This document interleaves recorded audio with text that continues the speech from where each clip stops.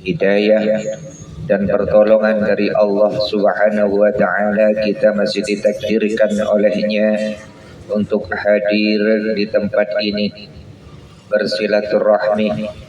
Kita diberikan kesehatan, kita masih diberikan kesempatan, dan juga kita masih diberikan keikhlasan.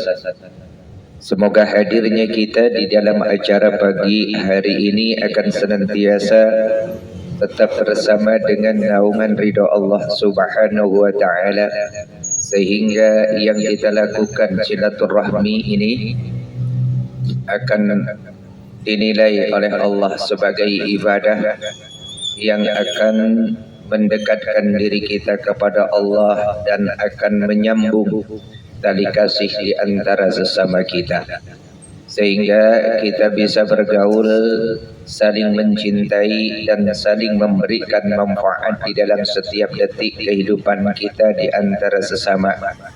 Sebagaimana kita manusia, orang-orang yang beriman ini yang paling baik, manusia yang paling baik adalah manusia yang paling banyak memberikan manfaat kepada manusia lainnya.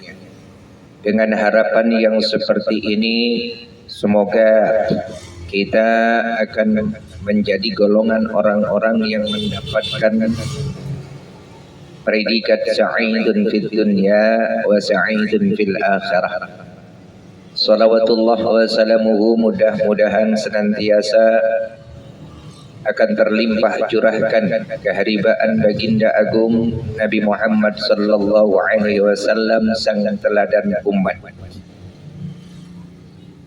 yang mana beliau sebagai pemimpin besar revolusioner dunia telah membawa manusia dari kegelapan zaman jahiliyah hingga menuju ke zaman yang penuh dengan keimanan, keislaman dan keilmuan, sehingga dikatakan al-Islam ya'lu wa la yu'la alaih.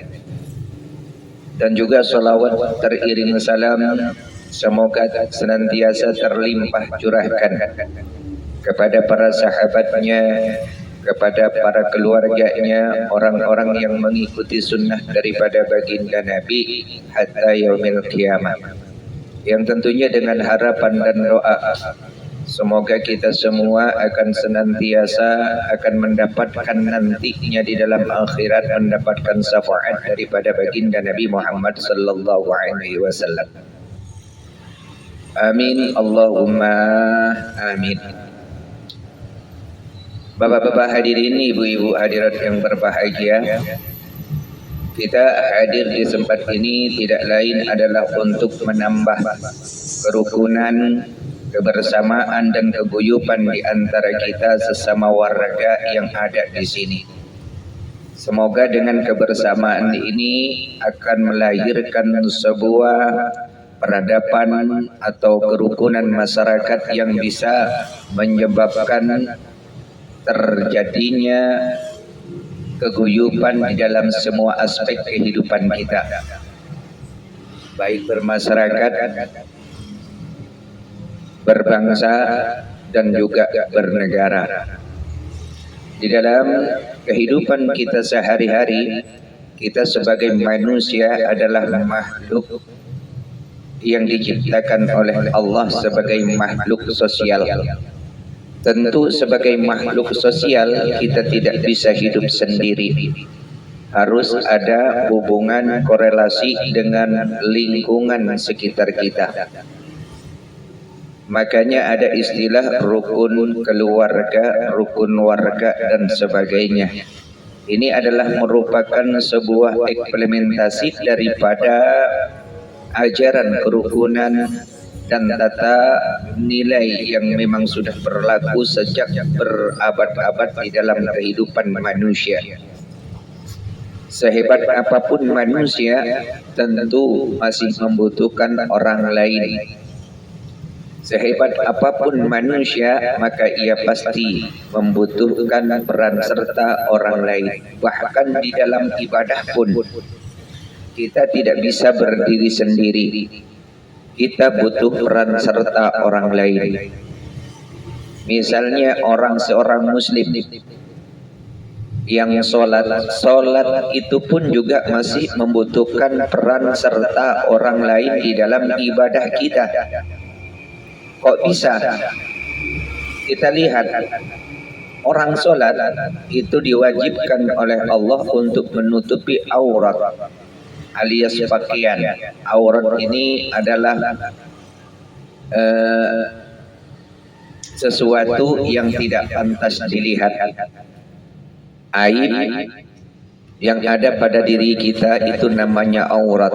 Kekurangan yang ada pada diri kita itu namanya aurat.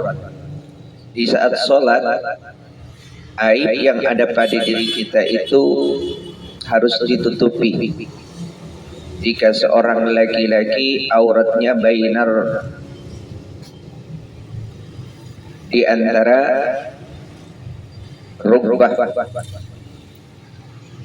surrati wa rukbah, di antara wudl ini pusar dan lutut, itu harus ditutupi di saat sholat. Di dalam sholat, di luar sholat sama auratnya laki-laki.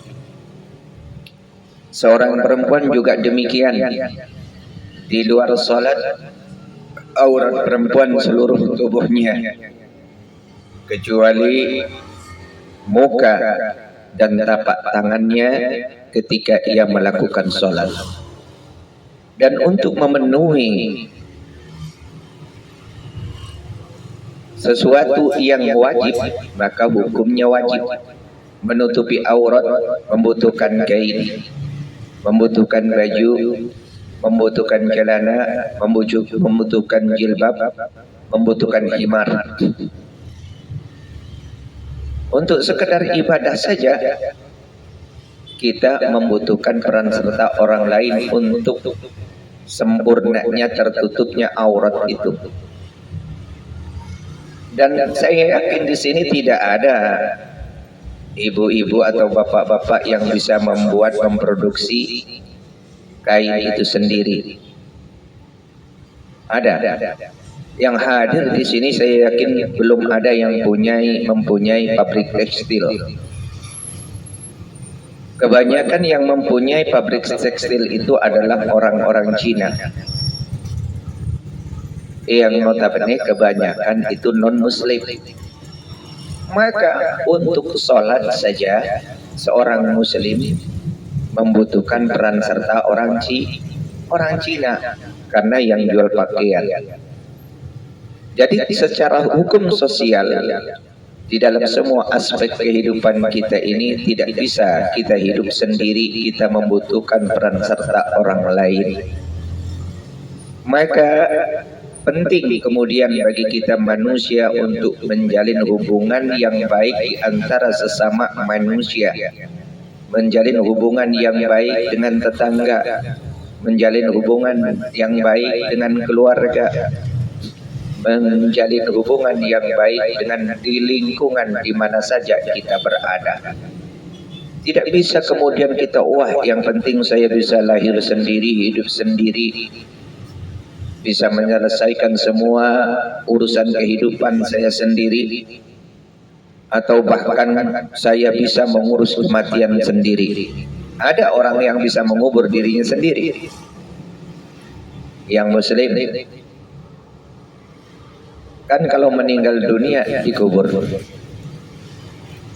Tidak bisa, sehebat apapun kita manusia, maka kita masih membutuhkan peran serta orang lain untuk mewujudkan sesuatu yang seharusnya memang harus membutuhkan orang lain. Tidak ada kemudian kita ini bisa berjalan sendiri. Maka jangan sekali-kali kita menisbatkan diri kita itu sebagai orang yang paling berkuasa. Allah ciptakan kita sebagai makhluk sosial, maka tentu harus mau bersosialisasi dengan baik dengan di mana lingkungan kita berada. Di dalam ajaran Islam, baginda Rasulullah sallallahu alaihi wasallam mengajarkan kepada kita berpesan wa khaliqin nas bi khuluqin hasanin, dan berakhlak baik kepada sesama. berakhlak baik kepada manusia. Manusia yang mana? Manusia yang mana saja. Yang penting dia masih manusia, maka adalah merupakan kewajiban yang mutlak bagi kita untuk berakhlak baik. Berakhlak baik ini saudara merupakan bagian daripada takwa yang diperintahkan kepada Allah oleh Allah kepada kita. Takwa ini adalah merupakan salah satu bentuk ketaatan kita kepada Allah. Berakhlak baik kepada sesama juga merupakan dari takwa itu sendiri. Ini menunjukkan, baginda Nabi menyebutkan ini secara khusus, menunjukkan bahwasanya berakhlak baik kepada sesama itu merupakan sesuatu yang sangat penting. Bahwa kehidupan kita ini, ibadah kita ini, kita tidak hanya diperintah untuk berhubungan baik kepada Sang Khalik. Kita tidak diajarkan hanya untuk berhubungan baik dengan Allah, hubungan kita secara vertikal kepada Allah, yaitu kehubungan antara makhluk dan Tuhannya saja.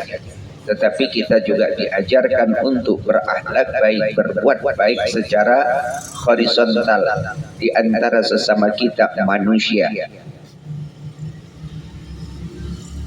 Berakhlak baik kepada sesama ini bisa diartikan dengan mencurahkan segala kemurahan hati kepada seluruh manusia. Artinya bisa dikatakan alladzina yanzuruna ilan nas bi'ainir rahmah, orang-orang yang memandang kepada manusia lainnya dengan pandangan cinta kasih, dengan penuh sayang, bukan melihat orang lain dengan kebencian dan dendam. Tapi kita lihat manusia lainnya itu dengan pandangan cinta kasih. Agama ini mengajarkan kepada kita untuk berbuat baik kepada siapa saja.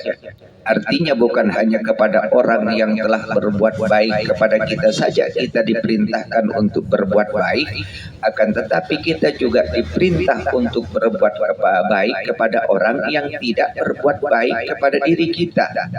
Itulah nilai-nilai agama.